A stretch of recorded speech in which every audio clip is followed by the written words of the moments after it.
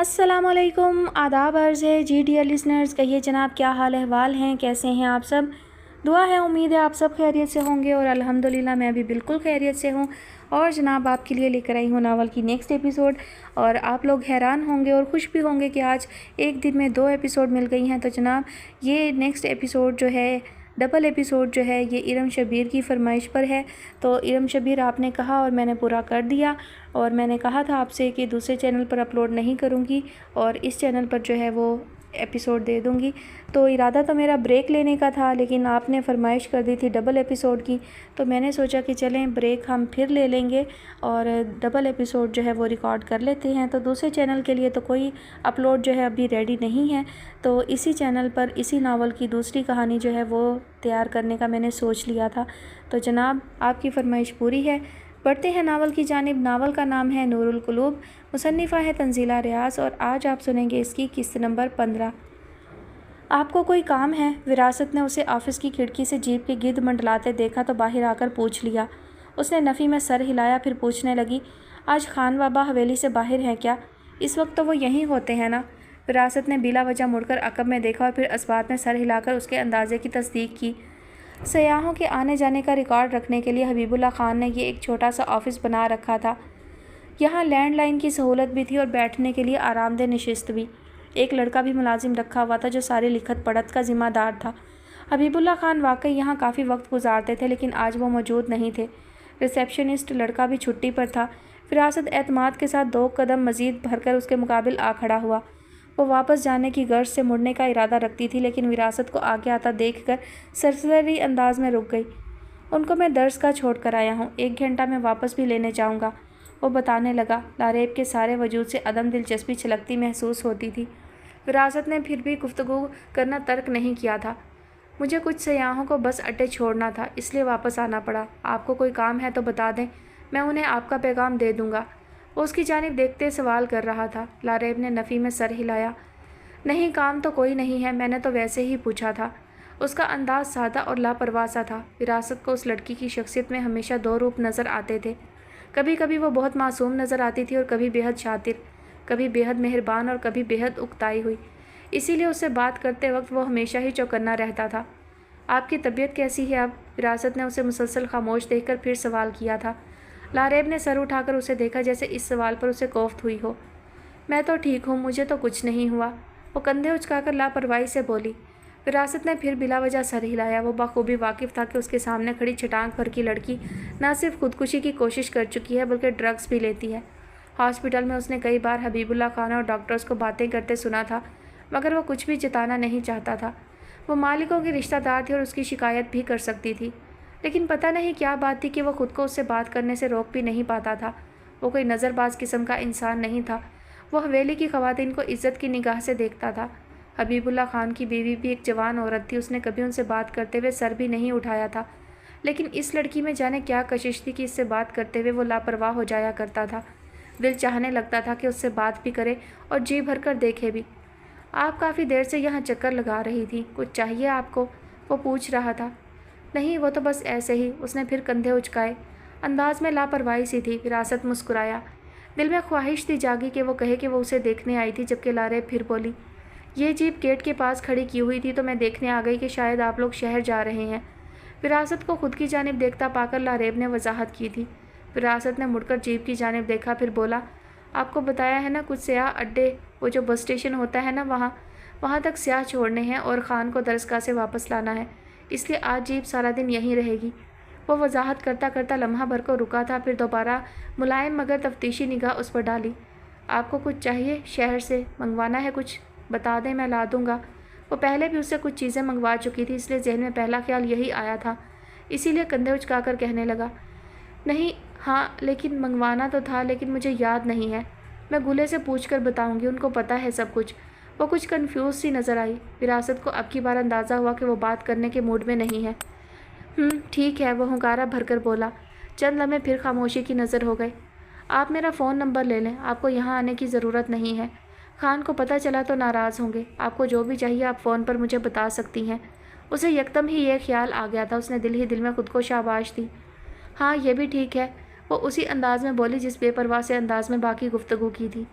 1 minute रुकें आप, विरासत ने कहा और तेज़ तेज़ कदम भरकर ऑफिस की जानिब चल दिया। चंद लम्हे बाद वापस आया तो हाथ में चिट थी, वो फ़ोन नंबर लिख कर लाया था। उसने वो चिट लारेब को थमा दी। ओके विरासत, थैंक यू, वो पहली बार मुस्कुराकर बोली थी। विरासत को बेहद खुशगवार सा एहसास हुआ। वो खुरदरे पत्थरों की सरजमीन में पला बड़ा था, वहीं से उस हवेली में आ गया था। उसे कभी किसी ने पश्तो में शुक्रिया और खुशामदीद नहीं कहा था, किसी लड़की ने तो कभी नहीं। वो ना सिर्फ शुक्रिया अदा कर रही थी बल्कि अंग्रेज़ी में कर रही थी। विरासत को अपना आप बहुत मोतबर महसूस हुआ। उसके चेहरे पर बशाशत भरी मुस्कुराहट फैल गई।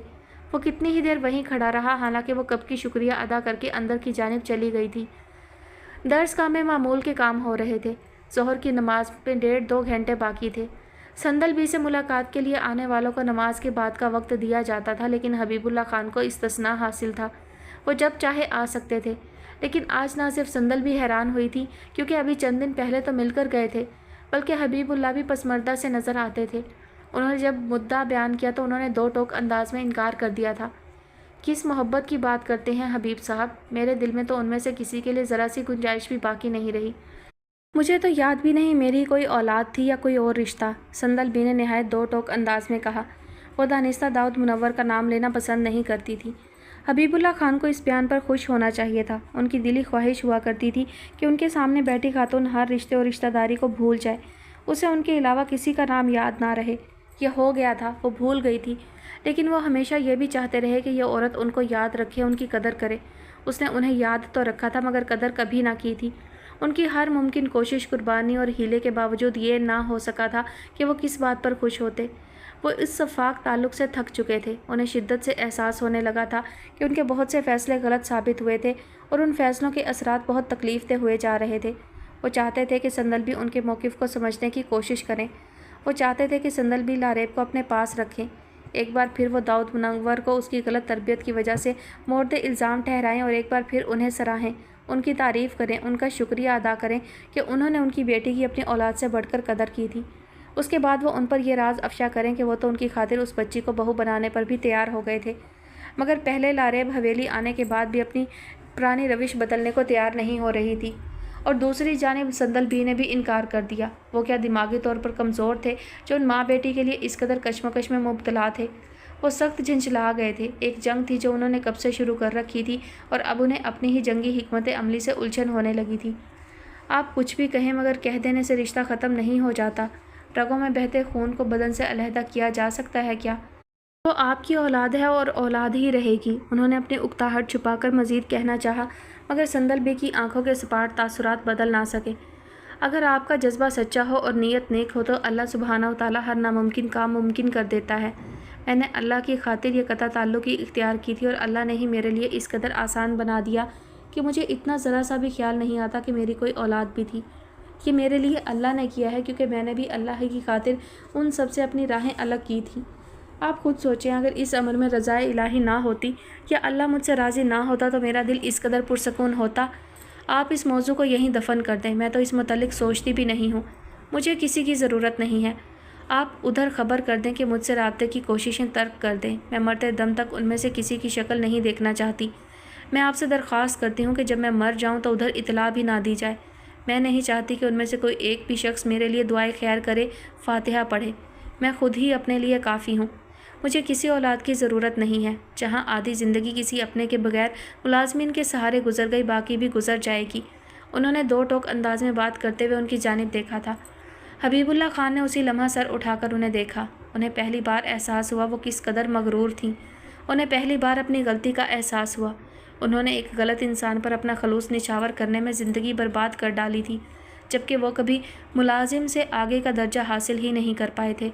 उनके नाम के साथ साहब लगाकर उन्हें मोतबर ज़रूर किया गया था, मगर मोतबर होने में और महबूब होने में ज़मीन आसमान का फ़र्क हायल होता है। ये आपका आखिरी फ़ैसला है? हबीबुल्लाह खान ने उनकी जानिब देखे बिना सवाल किया था। जी हाँ, मैं अब कोई नया दर्द सर मोल नहीं लेना चाहती। मैंने कहा ना, मुझे तो याद भी नहीं था कि मेरी कोई बेटी थी। आपने ज़िक्र किया तो भूली बसरी याद आ गई, मगर हाँ, अल्लाह ने नवाजा तो था, मगर मैंने अल्लाह ही की खातिर उसे छोड़ दिया था। वो यकीनन अपने ख़ानदान जैसी होगी और मैं उस ख़ानदान से हर ताल्लुक़ ख़त्म कर चुकी हूँ। दाऊद मुनव्वर ने अपनी हराम की कमाई से अपनी औलाद को पाला है, वो अपने बाप का ही परतू होगी। मैं किसी की नाकस तरबियत का खमियाजा क्यों भुगतूँ? वो टस से मस ना हुई थी। انہوں نے دوبارہ ایک اور کوشش کی۔ آپ سمجھنے کی کوشش تو کریں، وہ 18 سال کی ہو چکی ہے، اپنا اچھا برا سمجھ سکتی ہے، اب خود مختار ہے۔ داؤد صاحب چاہ کر بھی اسے آپ سے دور نہیں رکھ سکتے۔ یہی بہترین موقع ہے، وہ آپ کے ساتھ رہے گی تو اس کی شخصیت کی کجیاں دور ہو جائیں گی، چند دن میں وہ ایک بہترین انسان کے روپ میں ڈھل جائے گی۔ آپ کی چند دنوں کی ہمراہی اسے یکسر بدل کر رکھ دے گی۔ پھر آپ بتا سکتی ہیں کہ داؤد منور غلط تھے اور غلط ہی رہیں گے، تبھی تو بیٹی کی تربیت بھی نہ کر سکے۔ آپ یاد کریں، انہوں نے کبھی آپ کے والد محترم کو بھی یہی طعنہ دیا تھا۔ آپ حساب برابر کر سکتی ہیں۔ اس سے زیادہ زوردار تماچا شاید ہی کبھی تقدیر نے داؤد منور کے منہ پر مارا ہو۔ سندلوی کے چہرے پر سایہ سا لہرا کر گزر گیا۔ وہ چند لمحے کچھ بول ہی نہ پائی تھی۔ پھر حبیب اللہ خان نے ان کی انتہائی تھکی ہوئی پسماندہ آواز کو اپنی سماعتوں پر بوجھ کی طرح اترتے محسوس کیا۔ حبیب صاحب، اب ہمت نہیں رہی مجھ میں۔ میں کسی سے کوئی مقابلہ بازی نہیں کرنا چاہتی۔ مجھے داؤد منور میں کوئی دلچسپی رہی ہے، نہ اس کی اولاد میں۔ میرا یہ مقام نہیں ہے۔ مجھے اللہ نے ان تھرڈ ریٹ کاموں کے لیے پیدا نہیں کیا۔ میں جانتی ہوں میرا اللہ مجھ سے راضی ہے اور مجھے اس کے علاوہ کچھ نہیں چاہیے۔ اتنا نواز رکھا ہے اللہ نے کہ کسی کے لیے دعا کر دوں تو وہ رد نہیں ہوتی۔ جو میرے زیر سایہ آ جاتا ہے اسے فلاح مل جاتی ہے۔ آپ درسگاہ میں رہنے والی بچیوں کو دیکھیں، میرے ساتھ رہنے کی وجہ سے اللہ نے ان پر اتنا کرم کر رکھا ہے، ان کے وجود سے نور پھوٹتا ہے۔ ایسے پاکیزہ کردار والی بچیاں ہیں سب کی سب، اور یہ میں ہوں جو ان کی تربیت کی ذمہ دار ہوں۔ میرے لیے یہی کافی ہے کہ جب داؤد منور اپنی بیٹی کو بگاڑنے میں مصروف تھا، اللہ نے مجھے دوسروں کی بیٹیوں کی تربیت جیسے مقدس کام پر لگا رکھا تھا۔ میری طرف سے چیپٹر کل بھی کلوزڈ تھا اور آنے والے ہر کل تک کلوزڈ ہی رہے گا۔ اب کی بار حبیب اللہ خان چپ ہی رہ گئے تھے۔ سندلوی نے مزید کچھ کہنے کا موقع دیے بغیر کہا، چائے بن رہی ہے لیکن کھانے کا وقت ہے، آپ کے لیے کھانا لگواؤں؟ حبیب اللہ خان نے ایک بار پھر ان کا چہرہ دیکھنے کی جسارت کی، مگر سمجھ نہ آیا کہ کیا بولیں، اس لیے صرف کندھے اچکا کر رہ گئے اور نگاہیں جھکا کر اپنے ہاتھوں کی جانب دیکھنے لگے۔ آپ اچھے انسان ہیں حبیب صاحب، میں آپ کے لیے بھی ہمیشہ دعا کرتی ہوں کہ میرا رب آپ کے لیے بےحد آسانیاں اور آسانیوں کے اسباب پیدا کرے۔ آمین ثم آمین۔ وہ دعا دے رہی تھیں اور وہ ایسے ہی دعائیں دیا کرتی تھیں۔ حبیب اللہ خان اب بھی کچھ نہیں بولے تھے۔ مصائب میں جھونک کر آسانیوں کی دعائیں دینا کہاں کا انصاف ہے؟ آپ کہتی ہیں آپ کی دعائیں رد نہیں ہوتی؟ اگر واقعی ایسا ہوتا تو میری زندگی کو تو گل و گلزار ہونا چاہیے تھا۔ مجھے تو ہمیشہ ہی آپ سے دعائیں ملی ہیں۔ وفائیں آپ نے میری دشمنوں میں بانٹ دیں۔ میں خالی دعاؤں کا بوجھ اٹھاتے اٹھاتے ادموا ہو گیا۔ وہ بڑبڑا نہیں رہے تھے لیکن ان کا چہرہ کسی شدید الجھن اور گہری سوچ کا پتہ ضرور دیتا تھا۔ آپ جب چاہیں جس مقام سے چاہیں چیپٹر کلوز کر سکتی ہیں، کر دیتی ہیں۔ آپ کو فرق ہی نہیں پڑتا کسی کے ہونے یا نہ ہونے سے۔ میں نے کیوں زندگی برباد کر دی آپ کی خاطر، آپ کے خاندان کی خاطر؟ پھر اپنا خاندان تو اس چکر میں نظر انداز ہی ہو گیا۔ وہ سخت کبیدہ خاطر وہیں بیٹھے سوچتے چلے جا رہے تھے۔ تم یہ سب کیوں کرتی ہو خدیجہ؟ سہرا نے روحانسی ہو کر اسے دوسرا سوال کیا تھا۔ وہ انتہائی خوفزدہ نظر آتی تھی۔ تمہاری خاطر اتنا کرنا تو بنتا ہے نا، اس لیے، خدیجہ نے اسی کھلکھلاتے انداز میں کہا۔ پھر اس کے قریب بیٹھ کر قمیض کے دامن میں سلی جیب سے موبائل نکالا تھا۔ اس کی آنکھیں عجیب سی شرارت سے چمک رہی تھیں۔ سہرا کے جسم پر نادیدہ کپ کپی طاری ہونے لگی۔ وہ احساس جرم، شرمندگی اور خوف کے زیر اثر سر جھکائے خدیجہ کی حرکت کرتی انگلیوں کو دیکھ رہی تھی۔ جیپ دیکھتے ہی گیٹ تک دوڑ لگا دی تھی میں نے۔ رجسٹر سے نمبر نکالنا آسان نہیں تھا سہرا، وہ سمجھا رہی تھی، میں تمہاری خاطر کیا کیا نہیں کرتی۔ حویلی والے کی جیپ دیکھتے ہی گیٹ تک دوڑ لگا دی تھی میں نے۔ اتنی دقت سے نمبر حاصل کیا اور تم شکریہ ہی ادا نہیں کر رہی، مسلسل ڈرامے کر رہی ہو میرے سامنے۔ تم مان کیوں نہیں جاتی کہ وہ تمہیں اچھا لگتا ہے؟ مجھے سب پتہ ہے، میں کوئی چھوٹی بچی ہوں کیا؟ مجھے نظر آتا ہے تم بیٹھی یہاں ہو لیکن موجود حویلی میں ہو، ورنہ حویلی کا ذکر آتے ہی تمہارا چہرہ کھل کیوں جاتا ہے، آنکھیں چمکنے کیوں لگتی ہیں؟ ہمیں تو اتنا انتظار نہیں ہوتا حویلی سے آئے اخروٹ باداموں کا جتنا تم کو ہوتا ہے۔ محبت کرتی ہو مگر میرے سامنے اداکاری کرتی ہو۔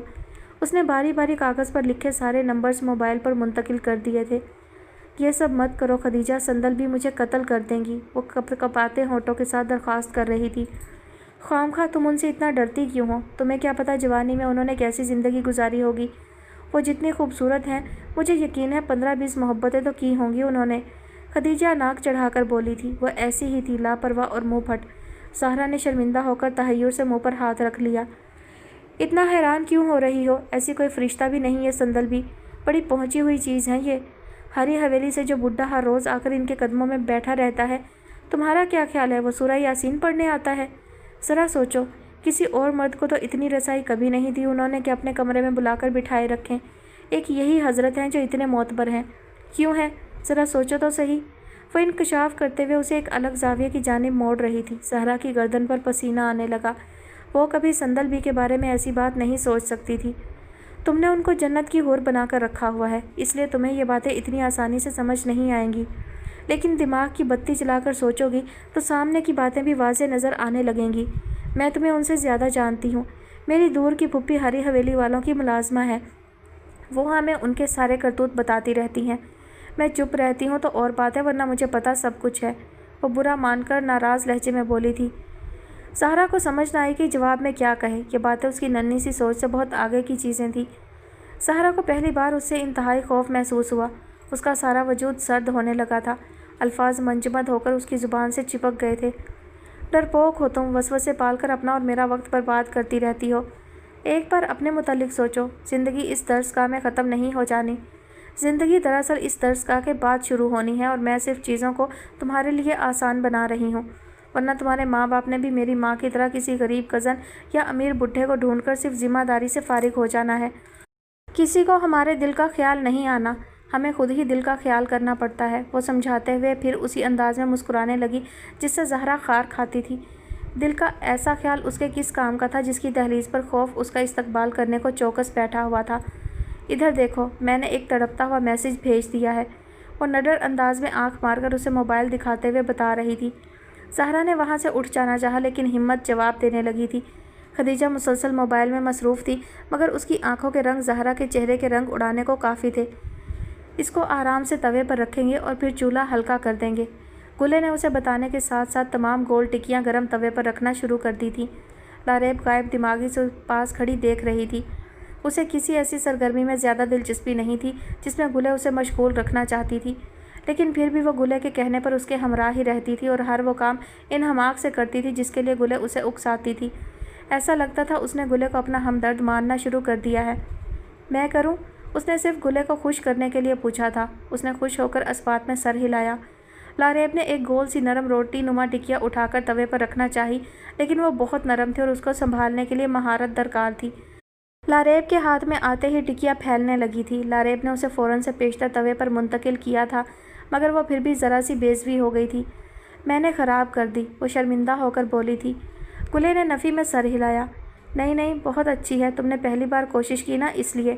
اب ایک اور رکھو۔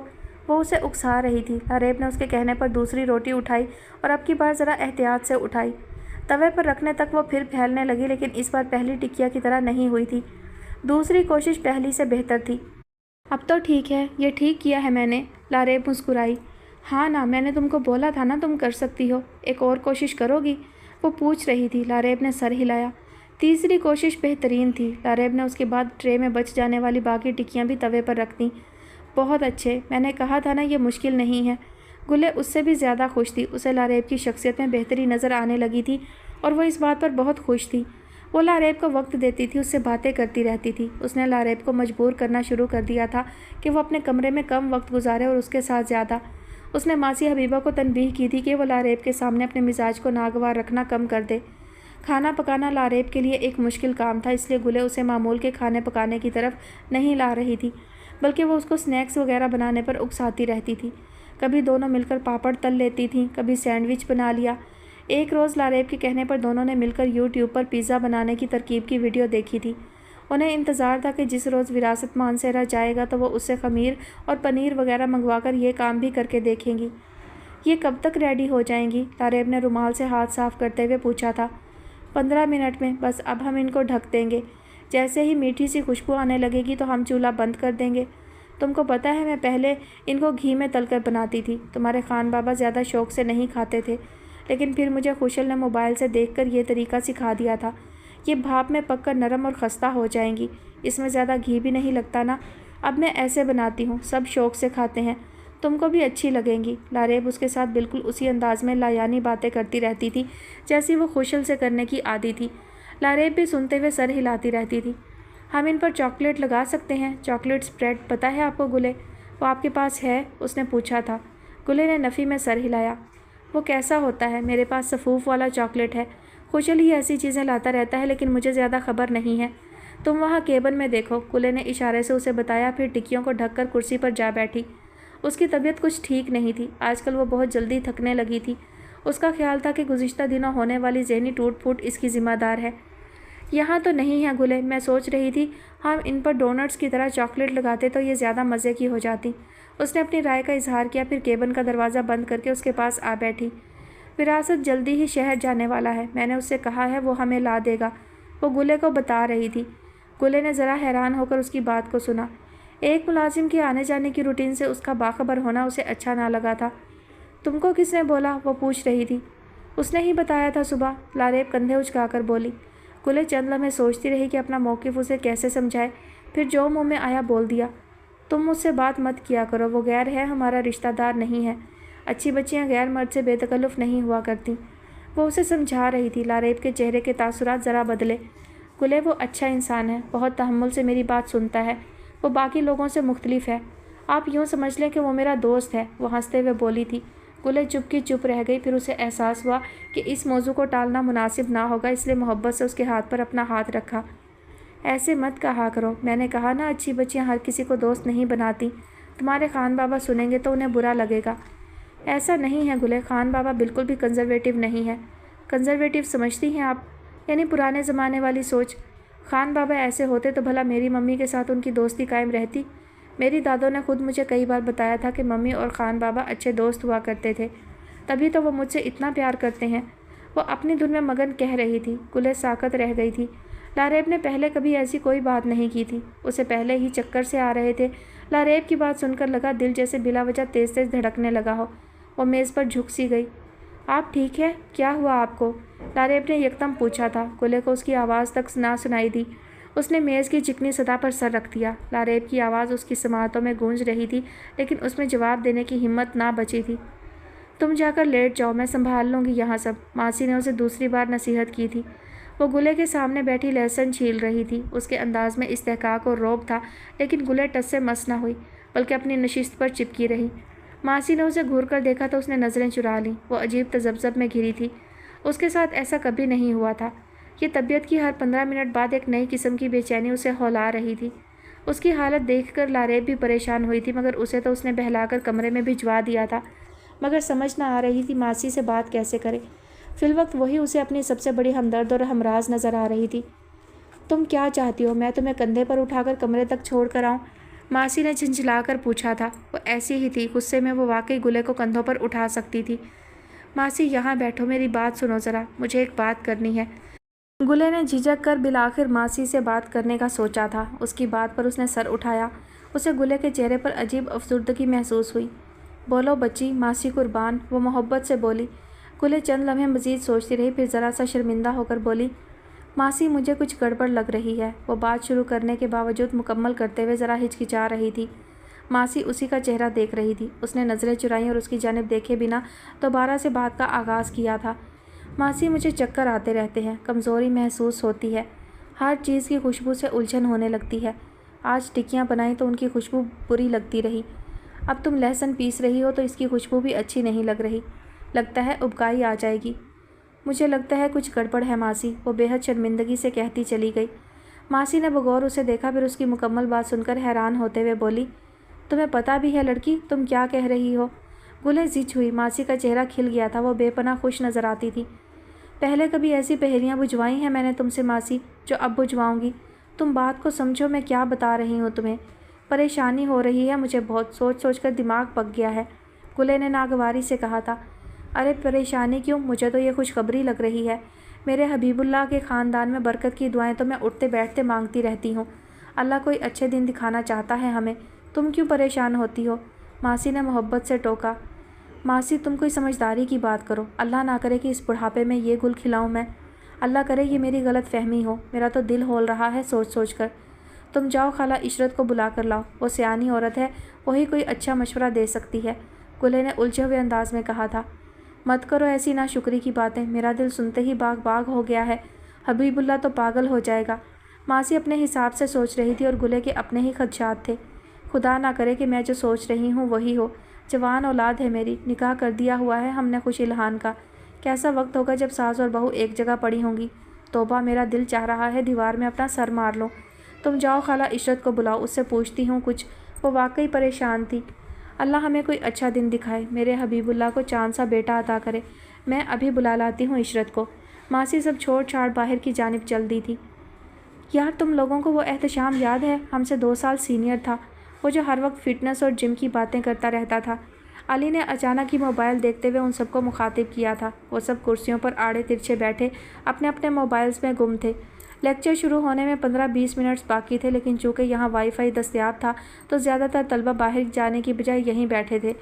تم اپنی بکواس اس قدر وقفوں سے کیوں مکمل کرتے ہو؟ اس کے الگ سے پیسے ملتے ہیں کیا؟ ارباب نے تساہل بھرے انداز میں انگڑائی لینے کی کوشش کرتے ہوئے سوال کیا تھا۔ تم لوگوں کو وقفے کی اہمیت سے روشناس کروانے کے لیے، تاکہ کل کلاں کو جب ضرورت پڑے تو پتہ ہو کہ وقفہ ضروری ہے، علی نے ناک چڑھا کر زومانی جواب دیا تھا۔ تم لوگوں کو ایک لمحہ ہی لگتا ہے پٹڑی سے پھسلنے میں، کہاں کی بات کہاں لے جا کر ختم کرتے ہو؟ توقیر نے ٹوکا، پھر علی رضا کی جانب رخ موڑ کر پوچھنے لگا۔ یاد ہے ہمیں احتشام، بڑا ہینڈسم سا بندہ تھا اور ہر وقت روپیہ کمانے کی بات کرتا رہتا تھا۔ کیا ہوا اسے؟ اس نے ریسٹورانٹ بنایا ہے، کیفیٹیریا ٹائپ۔ چائے چاہیے؟ علی نے بتایا، پھر موبائل کی اسکرین پر 2-4 کلک کیے اور ان سب کے چہرے دیکھتے ہوئے بولا، چیک کرو، میں نے گروپ میں ڈیٹیلز بھیجی ہیں، اچھی پروموشنل آفر ہیں، ہائی ٹی والا سیکشن چیک کرو ذرا۔ کیا خیال ہے ویکینڈ پر چھاپا مارتے ہیں؟ وہ سبھی واٹس ایپ گروپ میں چیک کرنے لگ گئے تھے۔ اتنی اچھی آفرز بھی نہیں ہیں، 500 سے کم کی کوئی چیز ہی نہیں ہے، لیکن نام اچھا رکھا ہے ویسے۔ چائے چاہیے؟ ارباب نے کہا تھا۔ 450 میں 50 ہائی ٹی آئٹمز ہیں، اور کیا چاہیے تمہیں؟ علی نے ناک چڑھایا تھا۔ اپنی طرف بڑا خسارہ چل رہا ہے بھائی، سب پیسے ختم شد ہو چکے ہیں، کوئی اللہ کا بندہ مفت میں ساتھ لے جانا چاہے تو میں حاضر ہوں، بدلے میں فیصل آبادی جگتیں سنا کر انٹرٹین کرنے کی ذمہ داری فدوی جی جان سے پوری کرے گا، ارباب فلمی انداز میں بولا تھا۔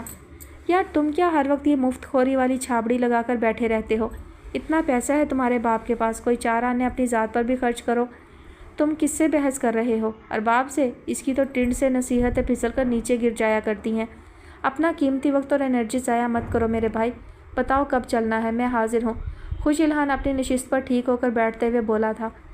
خبردار کسی نے میری ٹنڈ کو تضحیک کا نشانہ بنایا تو، یہ 4 بال ہی تو میرا کل اثاثہ ہیں، ان کی بے حرمتی برداشت نہیں کروں گا میں، ارباب نے مصنوعی ناراضی لہجے میں سمو کر کہا۔ باقی سب موبائل میں ہی گم تھے اور ان کی گفتگو میں زیادہ دلچسپی نہیں لے رہے تھے۔ یار خوش الہان، مجھے تم سے ایک کام تھا، آؤ ذرا علیحدگی میں کچھ راز و نیاز کریں۔ توقیر نے اچانک موبائل سے سر اٹھا کر اسے مخاطب کیا تھا۔ مجھے پتہ ہے تمہارے کاموں کا، اس بہانے مجھے کینٹین لے جاؤ گے، پھر ان سب ندیدوں کو بھی بھوک لگ جائے گی، میری جیب میں پھوٹی کوڑی نہیں ہے۔ خوش الہان نے ناک چڑھا کر صاف انکار کر دیا۔ ایک سموسہ اور چائے کا ایک کپ نہیں دلا سکتے تم دوست کو؟ کیا فائدہ تمہارے اس اونچے لمبے قد کاٹ کا، جب دوست کے کام ہی نہ آئے؟ اظفر نے ان کی گفتگو میں کود کر اسی کے انداز میں ناک چڑھا کر اسے چڑھایا تھا۔ اونچے لمبے قد سے سموسہ چائے کا تعلق کچھ سمجھ نہیں آیا جانی، چیک کر لو کہیں بونگی زیادہ تو نہیں مار دی آپ نے، ارباب نے خوش الہان کا ساتھ دیتے ہوئے کہا تھا۔ تم اپنا تھوبڑا دوسری طرف کرو، ہر وقت اس کی سستی طرفداری نہ کیا کرو، اظفر نے ہنستے ہوئے کہا۔ سستی تو یہ سگریٹ نہیں پیتا، طرفداری سستی کیسے کرے گا؟ خوش الہان کمیشن لیتا ہوگا اس طرفداری کا، علی ایک بار پھر ان کی گفتگو میں شامل ہوا تھا۔ خوش الہان تو 2 روپے نہ خرچے اس ارباب پر، ہاں اس کے والد محترم ضرور کمیشن دیتے ہوں گے، وہی آئے روز میٹنگ کرنے آ جاتے ہیں اس سے، توقیر ہنستے ہوئے بولا تھا۔ خوش الہان نے چونک کر ارباب کی جانب دیکھا تھا۔ ارباب ادھر ادھر دیکھنے لگا، اس نے نظریں چرا کر اسے مزید مشکوک کر دیا تھا۔ ایویں میں کیوں ملوں کسی کے والد محترم سے، میں تو کئی مہینے اپنے ذاتی والد محترم سے نہیں ملتا، ارباب نے کھسیا کر کہا تھا۔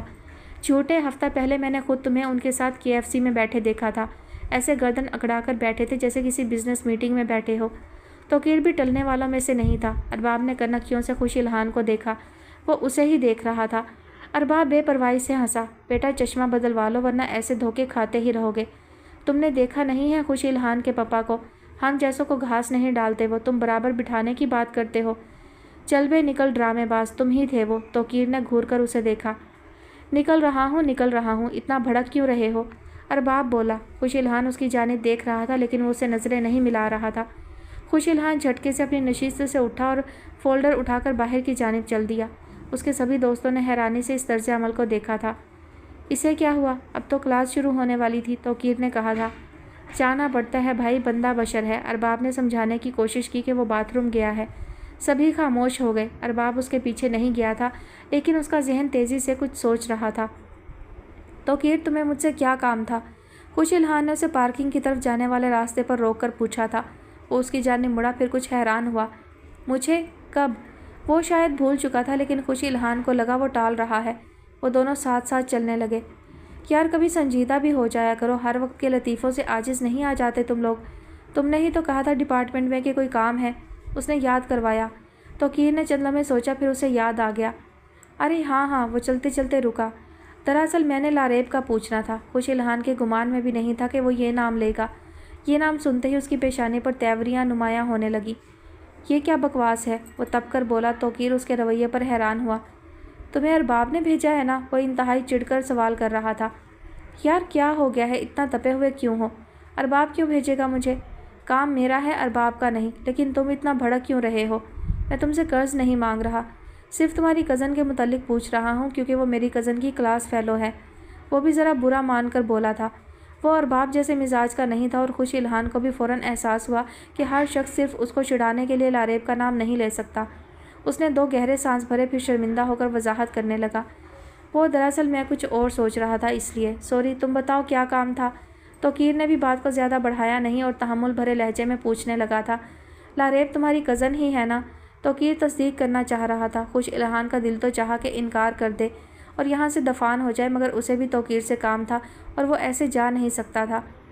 हाँ है तो सही इस नाम की एक कज़न, मरते क्या ना करते कि मस्ताक उसने इस बात में सर हिलाया था। उसके तकरीबन सभी दोस्त लारेब से कभी बराह रास्त मिले नहीं थे, मगर वो उसके बारे में जानते ज़रूर थे। दरअसल वो मेरी कज़न की क्लास फ़ेलो है और बहुत दिन से यूनिवर्सिटी आ नहीं रही। मेरी कज़न ने कहा था कि मैं तुमसे पूछ कर बताऊँ। मुझे उसी ने बताया कि वो तुम्हारी कज़न है। वो चलते चलते आप पार्किंग में आ गए थे जहाँ उनकी बाइक्स खड़ी थी। खुशी इल्हान ने लम्हा भर सोचा कि वो इस बात के जवाब में कौन सी कहानी सुनाए। मुझे नहीं पता कि वो क्यों नहीं आ रही और उसके आने या ना आने से फ़र्क भी क्या पड़ता है। वो कौन सा यहाँ पढ़ने आती थी? वो चाहते हुए भी अपना मिजाज बरहम होने से बचा नहीं सका था। तौकीर हंसा। मैं भी अपनी कज़न को ऐसे ही चिढ़ाता हूँ। मैं तो उसे कहता हूँ, तुम लड़कियाँ हम लड़कों का हक मारती हो, पढ़ना वढ़ना तो होता नहीं है, सिर्फ घर के कामों से जान बचाकर यूनी में गप्पे मारती रहती हो। खुशी इल्हान ने उसके बारे में कोई राय नहीं दी थी। लारेब वैसे अच्छी लड़की है। मेरी कज़न बता रही थी कि उसने उनकी 2-3 क्लास फ़ेलोज़ की फ़ीस की ज़िम्मेदारी ले रखी है। वो अफोर्ड नहीं कर सकती थी, तो लारेब भी उनके गुज़िश्ता सारे सेमेस्टर्स की फ़ीस भरती रही है। अब फ़ीस डिपॉज़िट करवाने का वक्त आ गया है, मगर लारेब से बात नहीं हो पा रही। उसका मोबाइल भी आम तौर से बंद मिलता है। यार तुम प्लीज़ उसको मैसेज तो दे देना, या फिर इतना ही कह देना कि अपने मैसेजेस चेक करना शुरू करे। उसकी क्लास फ़ेलोज़ कई दिन से उसको अप्रोच करने की कोशिश कर रही हैं। तौकीर सराहने वाले अंदाज में बता रहा था। खुशी इल्हान को अगरचे लारेब से किसी अच्छाई की उम्मीद तो नहीं थी, लेकिन फिर भी उसने सर हिलाया। तुम मुझसे ये कन्फर्म कर दो कि उसका इरादा क्या है। अगर वो इस बार फ़ीस नहीं जमा करवा सकती तो फिर सब क्लास फ़ेलोज़ मिलजुल कर अदा करने का सोच रहे हैं। वो चाहते हैं लारेब एक बार बता दे कि उसका इरादा क्या है। ये ना हो कि वो लारेब के सहारे बैठे रहें और फ़ीस वक्त पर अदा ना हो पाए। तौकीर ने मज़ीद कहा था। खुशी इल्हान ने फिर सर हिला दिया। इससे पहले कि तौकीर फिर लारेब के ताल्लुक़ से कुछ कहता, उसने फ़ौरन बात बदली थी। हाँ मैं देखता हूँ, लेकिन मुझे भी तुमसे कुछ पूछना था। क्या तुमने वाकई अरबाब को मेरे बाबा के साथ कहीं देखा था? वो लहजे को इंतहाई नॉर्मल बनाकर पूछ रहा था। ये दोस्त की बात थी और दूसरे दोस्त से पूछते हुए अजीब लगता था। तौकीर बिला वजह हंसा। मैं झूठ क्यों बोलूँगा भाई, और मुझे हैरानी है कि अरबाब इस बात का एतराफ़ करने में इस कदर मुतामल क्यों है। वो तो हर बार अंकल से मिलता है जब वो तुमसे मिलने आते हैं। हमने उसे कई बार उनके साथ कैंटीन में भी बैठे देखा है। हम सब उसका मजाक उड़ाते हैं कि तुम तो उनकी सगी औलाद से भी ज़्यादा चहीते बनने की कोशिश करते हो। खुशी इल्हान का चेहरा लटक गया था। उसे समझ में न आई कि क्या जवाब दे। उसके लिए ये सारे मामलात इस कदर पेचीदा मौमा क्यों बनते जा रहे थे। वो तौकीर से कुछ कहे बिना अपनी बाइक की जानिब बढ़ गया था। वो नहायत कर्ब के आलम में था। अरबाब पर बहुत एतमाद करता था। वो उसकी दोस्ती का दम भी भरता था, लेकिन वो हमेशा उसके एतमाद को ठेस पहुंचाता था। उसने बुझे दिल के साथ बाइक स्टार्ट की थी। आपकी चाय ठंडी हो गई है खान। गुले तपाई पर पड़े अनछुए कप को देखते हुए हैरान थी। हबीबुल्ला खान ढीले से अंदाज में अपनी चेयर पर बैठे थे और उनकी निगाहें सामने दीवार पर किसी नादीदा नुक्ते को तकने में मगन थी। उनके चेहरे पर थकन नुमाया थी। गुले को वो बहुत उम्र रसीदा और परेशान हाल नजर आए। उसकी आवाज़ पर वो चौंके और फिर ज़रा अलर्ट होकर कुर्सी पर अपनी नशिस्त ठीक की। अच्छा, मैं ले रहा हूँ, मैं लेने ही लगा था। वो बिला वजह मुस्कुराए। गुले ने उनके अंदाज को बगौर देखा। ये मुस्कुराहट हमेशा इस बात का इशारा हुआ करती थी कि वो अपने इर्द गिर्द उसकी मौजूदगी का दौरानिया बढ़ाना चाहते हैं। वो चाहते हैं कि गुले उनके पास बैठे उन्हें वक्त दे। इसका मतलब था वो उससे बातें करने के ख्वाहां हैं। گلے ان کی کرسی کے قریب ہوئی، حالانکہ وہ خود کو بہت نڈھال محسوس کر رہی تھی، مگر یہ وقت اس بات کے اظہار کا نہیں تھا۔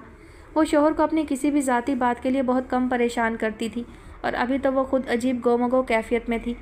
خالہ عشرت دائی تھی اور کافی سیانی عورت تھی۔ اس نے گلے کے خدشات کی تصدیق کی تھی اور احتیاطاً کسی ڈاکٹر سے ملنے کا مشورہ دیا تھا۔ گلے نے یہ خواہش بہت پہلے ترک کر دی تھی جب خان نے اسے جتایا تھا کہ اسے مزید اولاد کی حاجت نہیں ہے۔ اس کے باوجود اتنے عرصہ کے بعد اللہ نے کرم کیا تھا تو وہ بوکھلا گئی تھی۔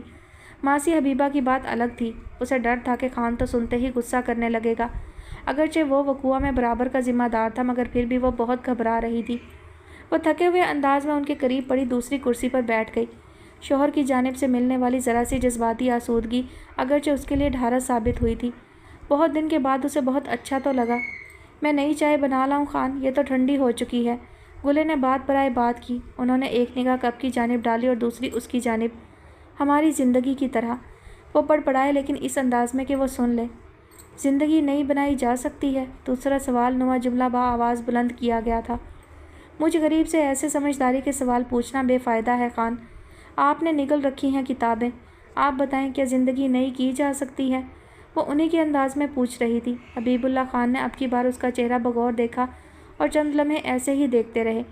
گلے اس والہانہ سی مخصوص سی نظر کے لیے کب تیار تھی؟ اس کی دھڑکن نے پہلی کلا بازی لگائی۔ حبیب اللہ خان نرمی سے اپنا ہاتھ اس کی جانب بڑھایا۔ گلے کی دھڑکن نے دوسری کلا بازی لگائی۔ وہ اس کا ہاتھ تھامنا چاہتے تھے، انہیں جذباتی سہارا چاہیے تھا۔ گلے نے اپنا ہاتھ ان کے بڑھے ہوئے ہاتھ کی جانب بڑھا دیا۔ اب اس کا دل مسلسل گھمن گھیریاں کھانے میں مگن تھا۔ میں نے تو کوشش کی تھی گل لالہ۔ آپ جیسی خوبصورت لائف پارٹنر کا انتخاب میری اس کوشش کا ثبوت ہے کہ میں ایک زندگی کا نیا باب شروع کرنا چاہتا تھا۔ آپ جانتی ہیں نا میں بددیانت نہیں ہوں۔ میں تو سب بھول جانا چاہتا تھا۔ گلے کو ان کی بات سمجھنے میں دقت ہوئی۔ وہ کہنا کیا چاہ رہے تھے؟ وہ سمجھنے کی کوشش کر رہی تھی، مگر ان کی نگاہیں کچھ اور کہہ رہی تھی۔ وہ پہلے ہی پریشان حال تھی، ان کے التفات مزید پریشان کرنے لگے۔ آپ بہت خوبصورت ہیں گلے۔ کیا ہی اچھا ہو کہ لائف پارٹنر کی خوبصورتی کے سہارے ساری زندگی خوشی خوشی گزاری جا سکے۔ وہ اس کی جانب دیکھتے ہوئے بول رہے تھے۔ گلے کو پہلی بار محسوس ہوا کہ وہ یہاں موجود ہو کر بھی موجود نہیں ہیں۔ اس نے گہری سانس بھری، دل کی حالت نارمل ہونے لگی۔ آپ اپنی زندگی سے خوش نہیں ہیں خان؟ اس نے اچانک پوچھا تھا۔ میں ہوں، خوش ہوں، مگر وہ تذبذب کا شکار نظر آئے۔ انہوں نے گھر میں کبھی اتنی باتیں کی ہوتی تو انہیں اندازہ ہوتا کہ پریشانیاں بتا دینے سے ماند پڑتی نظر آنے لگتی ہیں۔ وہ تو کسی دوسرے کے گھر کی پریشانیاں اپنی سمجھ کر سلجھانے اور بڑھانے میں اتنے مگن رہے تھے کہ انہیں اس کا وقت ہی نہ مل سکا تھا۔ مجھے لگتا ہے میں بوڑھا ہو گیا ہوں۔ انہوں نے ایک اور ایسا جملہ بولا جو پہلے کبھی نہیں بولا تھا۔ گلے کا دل لرزا۔ اس کا شوہر خود کو بوڑھا محسوس کرنے لگا تھا۔ ایسے وقت اسے ایسی خوشخبری سنانا جس کا بڑھاپے سے دور دور کا بھی واسطہ نہیں تھا، کسی قدر ہمت کا کام تھا۔ اس کا دل تیزی سے دھڑکنے لگا تھا۔ بہرحال آپ فکر مت کریں، میں چیزوں کو بگڑنے سے بچا لوں گا، سب ٹھیک ہو جائے گا۔ وہ خود کو سنبھالتے ہوئے گم سے انداز میں بولے تھے۔ مجھے بھروسہ ہے آپ پر خان، آپ نے ساری زندگی یہی کیا ہے، آپ کر لیں گے، اللہ آپ کی مدد کرے گا۔ وہ اس سے زیادہ کیا کہہ سکتی تھی؟ آپ چائے بنا لائیں، لیکن اس بار میٹھا ساتھ لائیے گا، وہ کہہ رہے تھے۔ گلے مسکرا دی کہ اس بات کی طرف اشارہ تھا کہ چائے 2 کپ لائی جائے۔ وہ اس کے ساتھ چائے پینا چاہتے تھے۔ وہ اٹھی، لیکن نہ جانے کیوں اٹھتے ساتھ ہی چکر سا آ گیا۔ اس نے خود کو سنبھالنا چاہا لیکن سنبھال نہ پائی۔ حبیب اللہ خان آگے ہو کر اسے تھام کر بستر پر بٹھانا پڑا۔ خان، مجھے چکر آ گیا تھا، میں ابھی چائے لاتی ہوں۔ وہ شرمندہ تھی اور خوف زدہ بھی۔ چائے آ جائے گی، آپ آرام سے یہاں بیٹھیں، آپ کی طبیعت ٹھیک نہیں لگتی۔ آپ نے مجھے بتایا کیوں نہیں؟ وہ اس کے لیے پریشان ہوئے۔ گلے کا دل جیسے تشکر اور محبت سے چھلک ہی پڑا تھا۔ وہ اس کے لیے اتنا فکر مند تھے۔ بیماری کی بلائیں لینے کی خواہش دل میں مچلنے لگی تھی، کیونکہ محبوب نے ہاتھ میں ہاتھ لے کر خیریت دریافت کر لی تھی۔ یار خوشل، ایک بات تو بتاؤ، تمہاری فیملی میں کیا دماغی عارضہ نسل در نسل منتقل ہوا ہے؟ کیا تمہارے آباء و اجداد بھی پاگل تھے، یا پھر یہ اعزاز صرف تم لوگوں کے حصے میں آیا ہے؟ ارباب نے اپنے بیڈ پر گرتے ہوئے سخت ناراضی بھرے لہجے میں سوال کیا تھا۔ خوش الہان موبائل ہاتھ میں لیے بیٹھا تھا، اس نے ذرا سا بھی توجہ نہ دی۔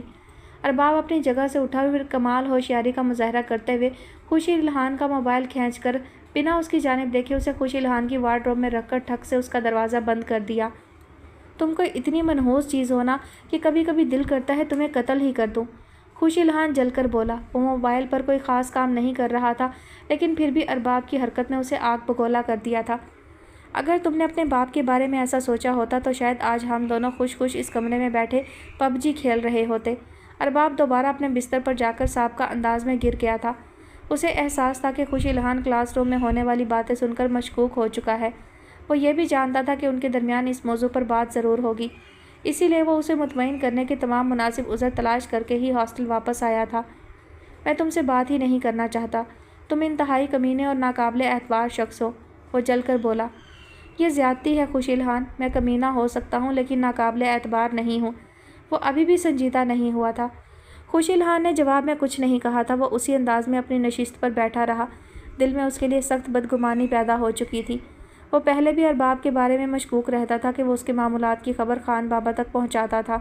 ارباب اس بات کا اعتراف کر بھی چکا تھا، لیکن وہ ڈبل گیم کھیل رہا تھا۔ وہ لاریب کے ساتھ مل کر ان کی ہمدردیاں بھی جیت رہا اور وہ اس کے باپ کے ساتھ مل کر ان کے دل میں بھی جگہ بنا رہا تھا۔ خوش الہان کے دل کو اس امر سے بے حد تکلیف پہنچی تھی۔ میری بات تو سن لو، اب منہ بسور کر کیوں بیٹھ گئے ہو؟ ارباب کو بھی احساس تھا کہ اس نے غلط کیا ہے اور اسے سارے معاملے کی وضاحت کرنی چاہیے، اسی لیے وہ اسے مسلسل مخاطب کر رہا تھا، مگر خوش الہان اب کی بار کچھ نہیں بولا۔ اگر جان کی امان پاؤں تو کچھ عرض کروں چھوٹے خان؟ وہ اسے خاموش پا کر پھر بولا۔ خوش الہان ابھی بھی خاموش رہا۔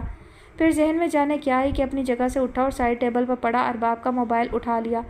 اسے اس کا پاس ورڈ پتہ تھا، اس لیے اطمینان سے اسکرین کو ان لاک کیا اور کال لاگ چیک کرنے لگا۔ وہاں خان بابا کا نمبر اسے نظر نہیں آیا تھا۔ پھر اس نے واٹس ایپ کی کال ہسٹری چیک کی۔ وہاں گھنٹہ بھر پہلے کی خان بابا کے نمبر پر کی گئی چند کالز نمایاں تھی۔ اس نے موبائل کی اسکرین ارباب کے چہرے کے سامنے کی اور سوالیہ انداز میں اسے دیکھنے لگا۔ یہ خان صاحب کا نمبر ہے بھائی، ہم اکثر بات چیت کرتے رہتے ہیں۔ میں نے تمہیں بتایا تو تھا کہ وہ تمہاری خیریت کے متعلق دریافت کرتے رہتے ہیں مجھ سے، اس میں اتنا جلنے سڑنے والی کوئی بات ہے ہی نہیں۔ خوش الہان نے جواب میں کچھ نہیں کہا۔ اس نے واٹس ایپ میسیجز کھول لیے تھے۔ وہاں چند وائس نوٹس تھے جو دونوں جانب سے ایک دوسرے کو کیے گئے تھے۔ اس نے پہلا وائس نوٹ سننا شروع کیا تھا۔ اس کے چہرے کے ہی نہیں، ارباب کے چہرے کے تاثرات بھی بدلنے لگے تھے۔ اس نے حبیب اللہ خان کو میسج کر کے بتایا ہوا تھا کہ وہ ان کی نصیحت کی روشنی میں خوش الہان کو لاریب کی طرف مائل کرنے کے لیے ہر حربہ آزما رہا ہے۔ اس نے انہیں یہ بھی یقین دلایا ہوا تھا کہ اسے اب کی بار کامیابی ضرور ملے گی اور خوش الہان اس کی بات سننے لگا ہے۔ خوش الہان یہ تمہارے لیے نہیں ہے، تم ان کو بند کر دو۔ ارباب کھسیانہ ہو کر اس کے قریب آیا اور اس کے ہاتھ سے موبائل لینا چاہا۔ خوش الہان نے ہاتھ کے اشارے سے اسے دور رہنے کا کہا اور موبائل والا ہاتھ پیچھے کیا۔ اس کی آنکھیں ہر جملے کے ساتھ نفرت سے بھرتی جا رہی تھی۔ دوسرا وائس نوٹ واٹس ایپ کے خودکار نظام کے تحت خود بخود چلنے لگا تھا۔ یہ اس کے خان بابا کی جانب سے بھیجا گیا تھا۔ وہ ارباب کو سراہ رہے تھے کہ انہیں اس کی صلاحیتوں پر پورا بھروسہ ہے اور اسی لیے انہوں نے خوش الہان کے سب دوستوں میں سے اس کو چنا تھا۔ انہوں نے اسے یقین دہانی کروائی تھی کہ وہ جلد اسے اس کی رقم ٹرانسفر کر دیں گے۔ خوش الہان نے ایک نظر ارباب کو دیکھا۔ اس کی نظر میں ایسا کچھ تھا کہ ارباب کا سر جھکنے لگا۔ تم مجھے وضاحت کا موقع تو دو یار، وہ ایک بار آگے ہو کر درخواست کر رہا تھا۔ دور رہو اور مجھ سے بات مت کرو ارباب، تم جیسا کمظرف انسان میں نے زندگی میں نہیں دیکھا، وہ انتہائی دکھ کی کیفیت میں بولا تھا۔ ارباب پہلی بار شرمندہ نظر آیا۔ تیسرا وائس نوٹ شروع ہو چکا تھا۔ ماسی تم بوڑھی ہو گئی ہو ورنہ تمہاری ناک کے نیچے یہ ہو رہا ہو اور تمہیں پتہ نہ ہو، یہ بات مجھے ہضم نہیں ہو رہی۔ حبیب اللہ خان نے اس کی طبیعت کے پیش نظر ماسی حبیبہ کو کمرے میں ہی بلا لیا تھا اور اب مصنوعی ناراضی ظاہر کر رہے تھے۔ وہ یہی سمجھے تھے کہ اپنا خیال نہ رکھنے کے باعث وہ نکاہت کا شکار ہے، جبکہ گلے انہیں ان اچانک چکروں کی وجہ بتانے کی ہمت ابھی بھی جمع نہیں کر پائی تھی۔ حالانکہ وہ وقوع میں برابر کے شریک تھے، مگر یہ گلے کی تربیت میں شامل تھا کہ ہر بات پر خود کو مورد الزام ٹھہرا کر شرمندہ ہوتے رہنا۔ اس نے اولاد کی خواہش کئی سال پہلے ہی ترک کر دی تھی اور حبیب اللہ خان نے بھی کبھی یہ نہیں جتایا تھا کہ انہیں ایک بیٹے کے بعد مزید کچھ ایسی خواہش ہے، اسی لیے وہ بے حد شرمندہ ہوئی جا رہی تھی، جبکہ حبیب اللہ خان اسے نڈھال دیکھ کر بے حد مہربان نظر آنے لگے تھے۔ انہوں نے اس کا ہاتھ تھام کر اسے بیڈ روم تک پہنچایا تھا اور اب کرسی پر بالکل اس کے سامنے بیٹھے تھے، پریشانی سے اس کی جانب دیکھ رہے تھے۔ گلے نے یہ والا التفات تو کبھی دیکھا سہا اور برتا ہی نہیں تھا۔ وہ اگر دل ہی دل میں شرمندہ نہ ہو رہی ہوتی تو ان لمحات پر نثار ضرور ہوتی، کیونکہ پہاڑی خواتین کے نصیب میں شوہر کا جذباتی التفات نہ ہونے کے برابر ہوتا ہے۔ ماسی کو معافی دے دو خان، لیکن اب حویلی میں اتنا کچھ ہونے لگا ہے کہ ماسی لرزتی رہتی ہے۔ تم ٹھیک کہتے ہو، ماسی بوڑھی ہو گئی ہے۔ اس نے شوخی سے فوراً ہی اعتراف کر لیا تھا۔ حبیب اللہ خان اس کی سادگی پر مسکرائے۔ تمہیں معافی دے دی تو تم تو بالکل لاپرواہ ہو جاؤ گی ماسی، اور پھر ہمارا خیال کون رکھے گا؟ ان کا خیال کون رکھے گا؟ वो गुले की जानिब इशारा करते हुए मज़ीद कह रहे थे। मासी हबीबा मुस्कुराई थी। वो समझी थी कि गुले हबीबुल्ला खान को खुशखबरी सुना चुकी है। ये मेरी सुनती कब है, मैं इसका ख्याल कैसे रखूं? सारा सारा दिन बस उस लड़की के लिए ख्वार रहेगी, उसके खाने पीने के लिए परेशान रहेगी। अपना शौहर और बच्चा भूल गया है इसे। याद है तो वो छटाक भर की लड़की। मासी ने नाक चढ़ाकर कहा। हबीबुल्ला के चेहरे के तासुरात यकदम बदले। सन्नाटा सा वजूद पर हमला आवर होता महसूस होने लगा। वो फ़ौरन कुछ नहीं बोले थे। फिर जैसे एहसास हुआ कि खामोशी भी क्या फ़ायदा दे देगी, तो सर हिलाया और बोले, तुम उसकी फ़िक्र मत करो, वो बच्ची है, मेहमान है, जल्द वहीं चली जाएगी जहाँ से आई थी। उनका लहजा बेहद दो टोक था। गुले को धचका सा लगा। वो मेहमान नहीं है, वो कहना चाहती थी, लेकिन मासी ने मौका ना दिया। यही बेहतरीन फ़ैसला है। तुम्हारी बीवी को वैसे भी अब सुकून और आराम की ज़रूरत है। अल्लाह ने सालों बाद करम किया है। ये उस लड़की की परेशानी में रहेगी तो सेहतमंद औलाद पैदा करने की हिम्मत नहीं कर पाएगी। अगर चाहते हो कि बच्चा सेहतमंद हो तो इसको समझाओ अपना ख्याल रखे। मासी मशवरा दे रही थी। हबीबुल्ला खान ने लापरवाही से इस जुमले को सुना, चंद सेकंड्स में समझा और फिर नहायत चौंक कर मासी के चेहरे को देखा। उन्हें मुकम्मल बात अगले सेकंड में समझ आई थी, इसलिए अगली नज़र उन्होंने गुले पर डाली। क्या क्या मतलब? वो तस्दीक करना चाहते थे। गुले शर्म से पानी पानी हो गई। उसके चेहरे पर लिखा था कि मासी जो कह रही है वही सच है। उसका वाकई दिल चाहा कि आंखें बंद करके टांगों पर पड़े लिहाफ में घुस जाए और कभी दोबारा दुनिया की जानिब ना देखे। हबीबुल्ला अपनी कुर्सी से उठे और यकदम उसके सिरहाने आ बैठे। या अल्लाह, मुझे यकीन नहीं आ रहा। क्या मासी वाकई सच कह रही है गुल्लाला? क्या वाकई? वो कितना खुश नज़र आने लगे थे। गुले की आंखें तो हैरत से फटने वाली हो गईं। वो तो समझ रही थी कि वो भी उसी की तरह झिझक कर इस मसले का हल तलाश करने की बात करेंगे, मगर वो तो मसरूर नज़र आते थे। उनके चेहरे पर इतनी खुशी बिखरी महसूस होती थी कि गुले को अपना चेहरा भी उनकी खुशी के साए में दमकता हुआ महसूस होने लगा। विरासत ने बिस्तर पर दराज होकर इत्मीनान से मोबाइल निकाला था और सिरहाना दुरुस्त करते हुए व्हाट्सएप मैसेजेस देखने शुरू किए थे। यह वक्त इत्मीनान से मौसीकी सुनने या पश्तो फिल्म देखने का होता था। उसके दोस्त व्हाट्सएप पर जो मैसेजेस वगैरह करते थे वो भी वो इसी वक्त चेक किया करता था। टिकटॉक और स्नैक वीडियोस जैसी चीज़ें भी तफरीह की खातिर इंस्टॉल कर रखी थी। सो वो मोबाइल की स्क्रीन पर उंगलियां चलाने में मगन हो गया था। उसने इब्तिदा व्हाट्सएप से शुरू की थी, क्योंकि सुबह के लिए अगर कोई ख़ास ड्यूटी होती थी तो खान रात को उसे मैसेज पर बताने का आदी था। उसे व्हाट्सएप पर एक अनजान नंबर से ना सिर्फ मिस्ड कॉल आई हुई थी, बल्कि एक लड़की के चेहरे की आधी तस्वीर भी थी। वो यकदम अपनी जगह पर उठकर बैठ गया। उसका पहला ध्यान लारेब की जानिब ही गया था। उसने आज उसी को नंबर दिया था। उसने कॉल लॉग में से उस नंबर से आने वाली कॉल का वक्त नोट किया था। उसके अंदाजे के मुताबिक यह तकरीबन वही वक्त था जब उसने लारेब को नंबर दिया था। उसका अंदाज़ा था कि लारेब ने जवाब में अपना नंबर से उसे मिस्ड कॉल दी थी ताकि वो भी उसका नंबर महफूज कर ले। मगर यह तस्वीर, उसने सोचा। चेहरे पर दिल फरेब सी मुस्कुराहट फैल गई थी। दिल में गुदगुदी सी हुई। उसने जवाब में मोबाइल गैलरी में पड़ी एक खूबसूरत गुलाब की तस्वीर निकाली थी, जिस पर अंग्रेज़ी में कुछ मतन दर्ज था, और खट से उस नंबर पर भेज दी थी। एक लम्हे के अंदर ही मैसेज देख भी लिया गया था। विरासत को बड़ी खुशी हुई। दिल में हलचल सी मची थी। उसे उम्मीद थी जवाब 1 सेकंड में आ जाएगा, लेकिन जवाब सेकंड के चौथे हिस्से में मौसूल हो गया था। वो गुनगुनाते हुए मैसेज देखने लगा था।